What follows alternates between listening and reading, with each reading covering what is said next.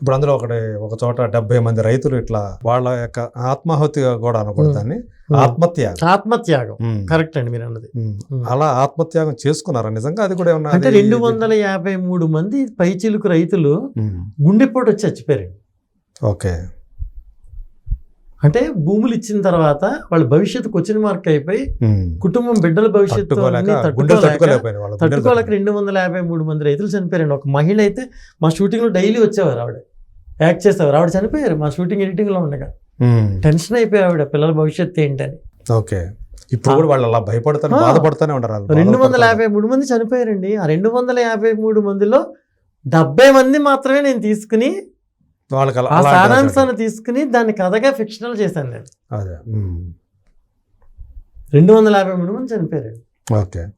So ఇవన్నీ ఇలాంటి హృదయాన్ని ద్రవింపజేసే ఇవన్నీ ఘటనలన్నింటినీ కూడా మీరు దీంట్లో ఎట్లా అంటే మీ కథలో హృదయాన్ని ద్రవించేటట్లే తీశారు. అవునండి. అదే తాకాయి అన్నీ కూడా.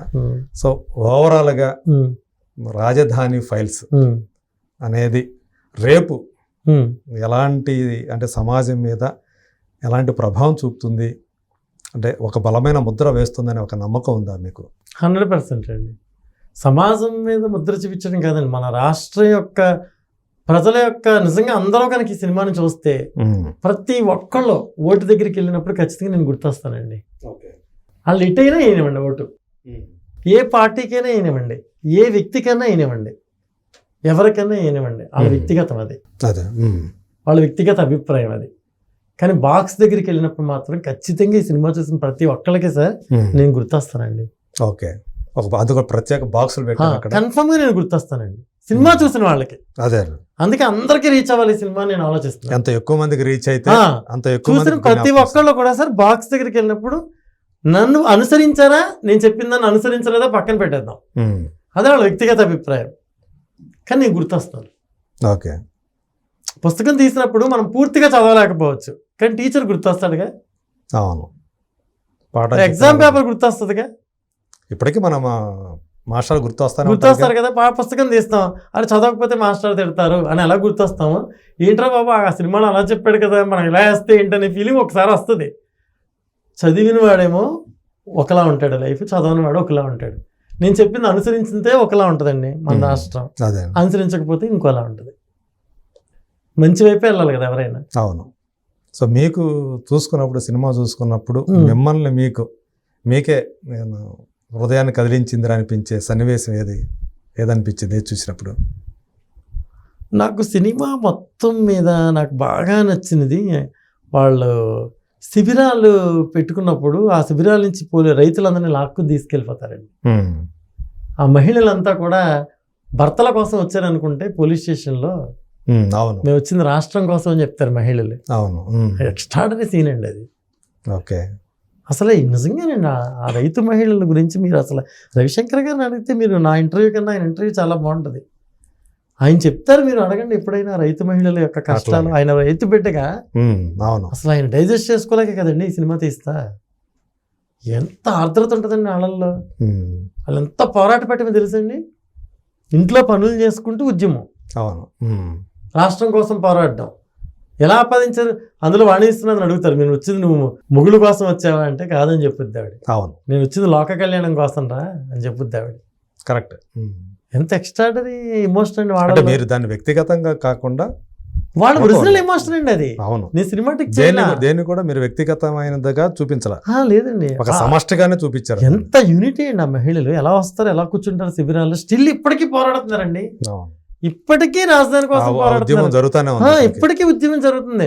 అసలు 4.5 సంవత్సరాలుగా జరిగిన ఉద్యమం ఎక్కడ సార్ చెప్పండి సార్ మీరు. ఇంతమంది మహిళలు, ఇంతమంది రైతులు చేస్తున్న ఉద్యమం మీరు ఒకటి చెప్పండి సార్. అవును, ఇంత పెద్ద ఉద్యమం, మహా ఉద్యమం. ఒక ప్రయోజనం కోసం, అందరి ప్రయోజనం కోసం, రాష్ట్ర రాజధాని కోసం భూములు ఇచ్చి ఈ రోజు ఎందుకు అంటే అవన్నీ నిష్ఫలం అయిపోతున్నాయి అనే ఒక బాధ, దాంతో వస్తున్నటువంటి అదే ఉద్యమంగా మారిన తీరు ఎంత గొప్ప విషయం అండి అది. అవును, ఎవరు న్యాయం చేయాలి. ఎన్ని బాధలు పెడుతున్నా, మీరు అన్నట్టు ఎన్ని బాధలు పెడుతున్నా, భయభ్రాంతులు. ఇటువైపు ఎప్పుడు పోలీసు వస్తాడో తెలియదు, ఎప్పుడు ఎవరు తీసుకెళ్తారో తెలియదు. ఎప్పుడు వచ్చి ఏ గొడవ పెడతారో తెలియదు, ఏ సెక్షన్ పెడతారో తెలియదు, శిబిరంలో కూర్చుంటే ఎప్పుడు లాగేస్తారో తెలియదు. ఇన్ని తెలిసి కూడా పోరాడారు. ఎంత స్ఫూర్తి అండి. ఒక స్వాతంత్ర ఉద్యమం తర్వాత నాకు మళ్ళీ నేను చిన్నప్పుడు చదువుకున్న పుస్తకాల్లో నాకు బాగా అనిపించిన ఆ తర్వాత నేను మళ్ళీ అంత ఇన్స్పైర్ అయిపోయిన పోరాటం వీళ్ళదేనండి. రాష్ట్రం కోసం పోరాటం, ఆ రోజుల్లో దేశం కోసం పోరాటం, అవును, వీళ్ళ రాష్ట్రం కోసం పోరాటం, రాజధాని కోసం పోరాటం. మ్యాచ్ చేయండి రెండు, ఎందుకు కనిపించవు మీకు? విమర్శించేవాడు రకరకాలుగా విమర్శిస్తారు, అది పక్కన పెట్టేయండి. గాంధీ మహాత్ముని విమర్శించిన వాళ్ళని చూడలేదా మనం? అవును. జవహర్లాల్ నెహ్రూ గారిని విమర్శించిన వాళ్ళని చూడలేదా? ఇందిరాగాంధీ గారిని విమర్శించిన వాళ్ళని చూడలేదా? మన కోసం స్వాతంత్రం తెచ్చిన భగత్ సింగ్ని విమర్శించిన వాళ్ళని చూడలేదా కొంతమంది? గాంధీ గారు మరణించిన తర్వాత కూడా గాంధీ గారిని విమర్శించిన వాళ్ళని చూడలేదా? ఇప్పటికీ గాంధీని విమర్శించే వాళ్ళు ఉన్నారు కదా. విమర్శ అనేది ఎప్పుడు ఉంటుంది సార్, కానీ వాళ్ళల్లో నువ్వు పోరాడగలవా? వాళ్ళల్లో దేశం కోసం ప్రాణాలు అర్పించగలవా అని మనం ఆలోచించాలి అనే ముందు. ఇప్పుడు మీకు ఇంకా రాజధాని ఫైల్స్ తీసిన తర్వాత అంటే మామూలుగా అయితే అమరావతి ఫైల్స్ అనుకున్నారు కదా. అవునండి, సెన్సార్ వల్లే అంటే మీరు సెన్సార్కి వెళ్ళిన తర్వాత మారింది. అవునండి, సెన్సార్ రూల్స్ ప్రకారం ఫిక్షనల్ చేయాలన్నారు, అప్పుడు అమరావతి పేరు తీసేయడం జరిగిందండి.